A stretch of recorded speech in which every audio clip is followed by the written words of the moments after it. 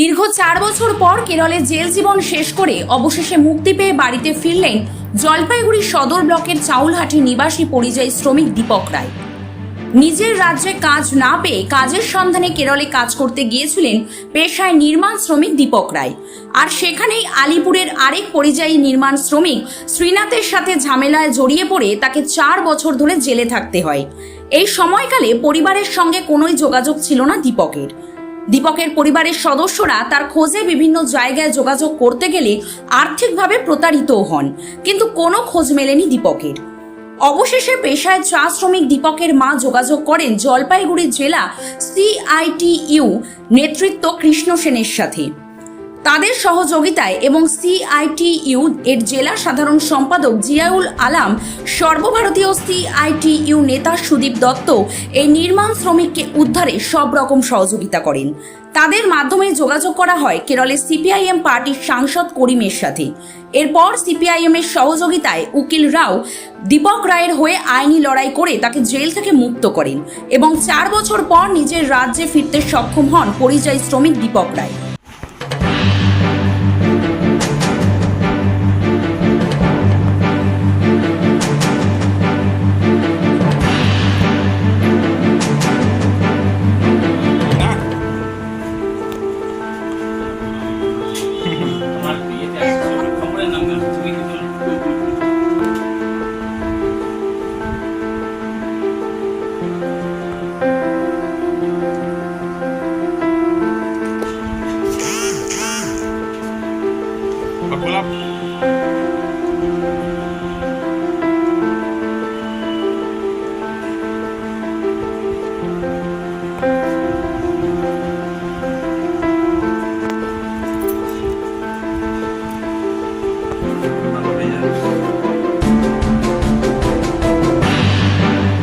বাড়ি কোথায়? বাড়ি ভাঙামালি।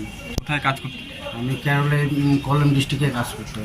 এই যে একটা তো ঝামেলার জন্য তোমাকে জেলবন্দি হতে হয়েছিল, তো কীভাবে এই দাদারা সাহায্য করলো, তারপর তুমি মুক্ত হয়েছে, কতটা কি বলবা এদের বিষয়ে, কি বলবে? আমি কি বলবো, আমি তো কারোর সাথে যোগাযোগ করতে পারি নাই। বাড়ির থেকে আমাদের কোনো যোগাযোগ ছিল না বাড়ি থেকে। তারপর আমার খোঁজ না পেয়ে আমার মা এই দাদাদিরা সে হাতে পায়ে ধরে আমাকে যোগাযোগ করে বার করার চেষ্টা করে। আজকে এই দাদারা বের করতে পেরেছে। এই দাদার জন্যই আজকে আমি বের হতে পারছি।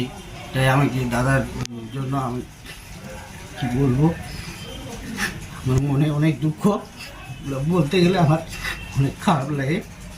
এরাই তো আপনাকে মুক্ত করলো। এই দাদার জন্য আজকে আমি ফিরে আসছি। অনেক কষ্টে ছিলাম এখানে, ওগুলো বলতে পারি না। আর এখন কি করবেন আপনি? জলপাইগুড়িতে তো বাড়ি আপনার। এখন আমি এদিকে আসছি, এখন মার কাছে থাকবো, এদিকেই কাজ টাজ করবো করে যেভাবে হোক। মা অনেক কষ্টে কাটছিল,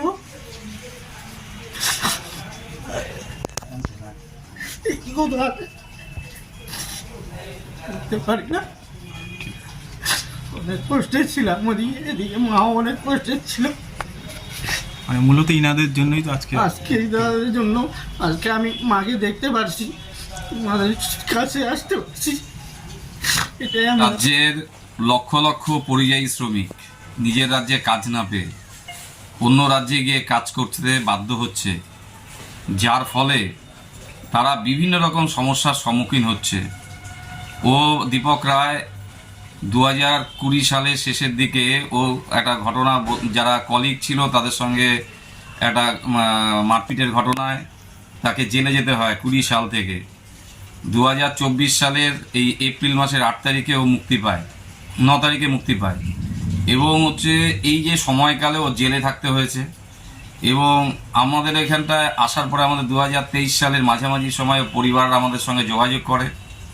তারপর থেকে আমরা আপ্রাণ চেষ্টা করি সেখানকার পার্টি, সেখানকার CITU এবং আমাদের all India CITU leader Sudip এবং আমাদের জেলা সম্পাদক জিয়াউল আলম সবার সহযোগিতা নিয়ে, ওখানকার উকিলদের সাহায্য নিয়ে ওকে আমরা সম্পূর্ণভাবে মুক্ত করে মার কাছে ফেরত দিতে পারি।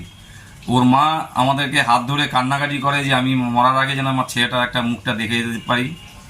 এরকমভাবেই আমাদের অসংখ্য মা যারা তার এই পরিযায়ী শ্রমিক হিসেবে বাইরে কাজ করতে যাচ্ছে এবং শ্রমিকরা কেউ ডেড বডি হয়ে ফিরে আসছে, কেউ হচ্ছে এইভাবে জেলে থাকতে হচ্ছে, নানাভাবে তাদের সমস্যার মধ্যে এই পড়তে যে হচ্ছে। আপনারা ওকে মুক্ত করতে পারলেন, এইটা কতটা? এর চেয়ে ওর মা যেমন যতটা আনন্দিত হয়েছে, ওর মার কাছে ছেলেকে পৌঁছে দিতে পেরে আমরাও ততটা আনন্দিত হয়েছি। এবং যখন আমাকে দিল্লি থেকে, আমাকে কেরল থেকে ফোন আসে যে ও আজকে মুক্ত হবে, আমি সাথে সাথে হচ্ছে খুব আনন্দের সঙ্গে, মানে এতটাই আনন্দ হয়েছিল যে আমি ওর দিদি, ওর বোন, যে আমার সঙ্গে কন্টিনিউ যোগাযোগ রাখতো, তাকে আমি সাথে সাথে ইনফর্ম করি। এবং তারা যাতে এই ঘটনাটা, মানে কি আনন্দ ওর হচ্ছে, যেমন ওর মার যেমন হচ্ছে যে মাকে, একটা মা তার ছেলেকে হাতে পেয়ে তার যে আনন্দ, আমরা ততটুকুনি আনন্দিত হচ্ছি। জলপাইগুড়ি থেকে সায়ন সেনের রিপোর্ট, 24 ঘন্টা লাইভ।